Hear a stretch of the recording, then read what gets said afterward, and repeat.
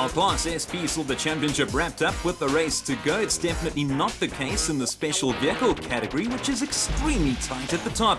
While not quite challenging the front runners, the class sees a new entrant in Derek de Toy, racing an Atlas Copco Batspec 5. I raced about 2.5 years ago, so I was still racing, and then I stopped and I just thought, let me come and see if I can still mix it with the good guys, and that's why I'm here.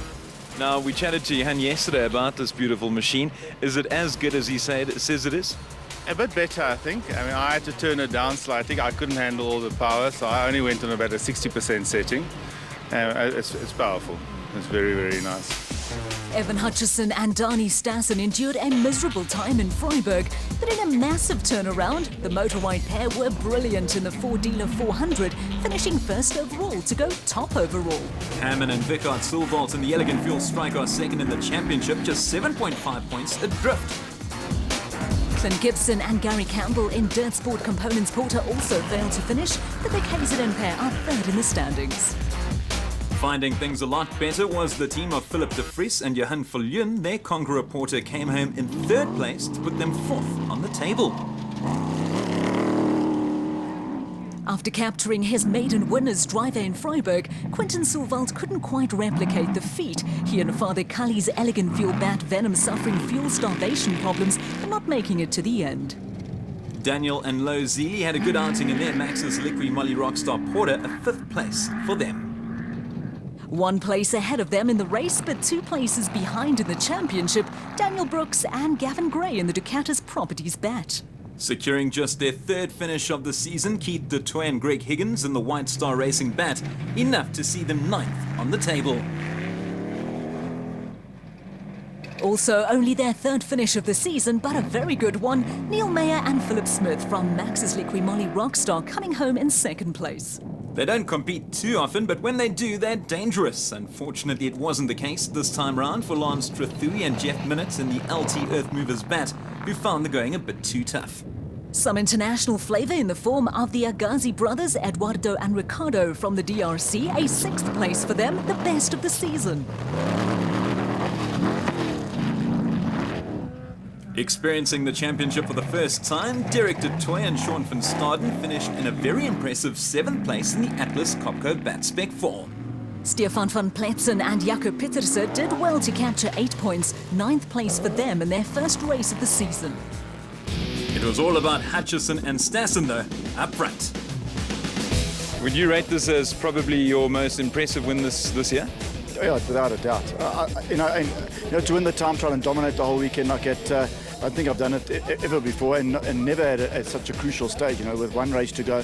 And then what worked in our favour is that 4 of the guys that were in the championship hunt with us have all had major problems. 3 of them didn't even finish. So if you'd gone to the bookie, I think you would have got 1,000 to 1 on that. So I'm going to take it and take it with both hands.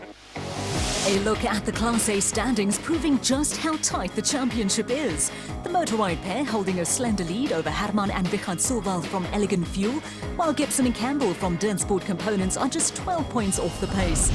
We've had a glimpse of them before, but never has the Donaldson Cross Country Championship featured so many side-by-side cars.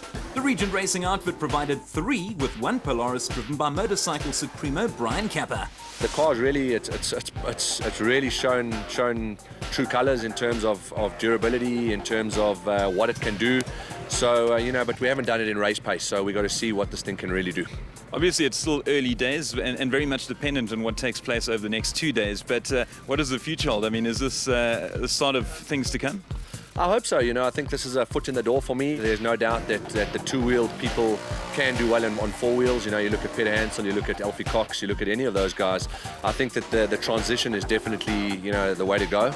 But who knows? We're not counting our chickens. We're certainly not here to try and be heroes. We're just trying to get some mileage in, and we're going to see how we go. We're just going to bring this. The goal is to bring the car home. I've had a stern talking to by Terence, so we're just going to bring the car home and let's walk before we run. Brian said they just wanted to finish, and objective achieved. Him and Pieter Swart doing so in just over 3.5 hours.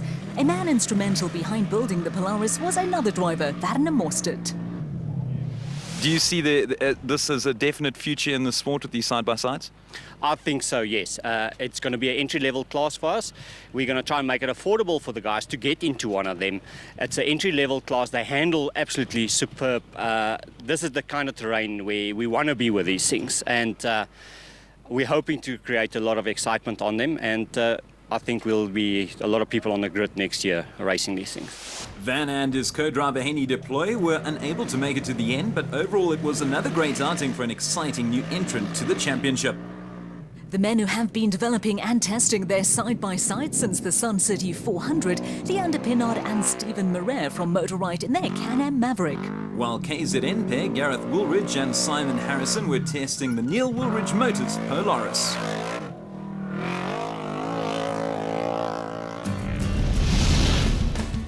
From the side-by-sides to the Ps, a win in Freiburg had put Colin Matthews and Rodney Burke from Century Racing in contention, but they're still behind the Zarco Magnum of John Thompson and Maurice Martin.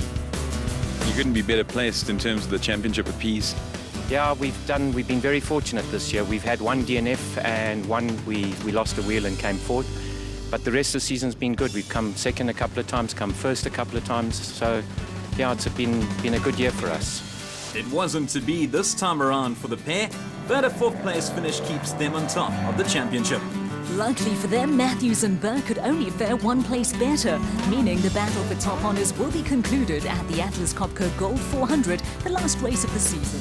The stars of the Ford Dealer 400, the father and daughter pair of Kutsia and Sandra Labuschagne. A fantastic win in their Zarco Light.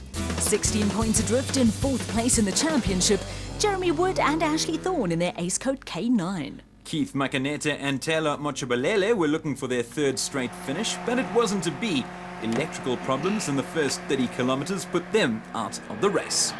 In only their second race of the season, Tony and Michael Gouveia surprised all by finishing second, capturing their first points of the year in the process.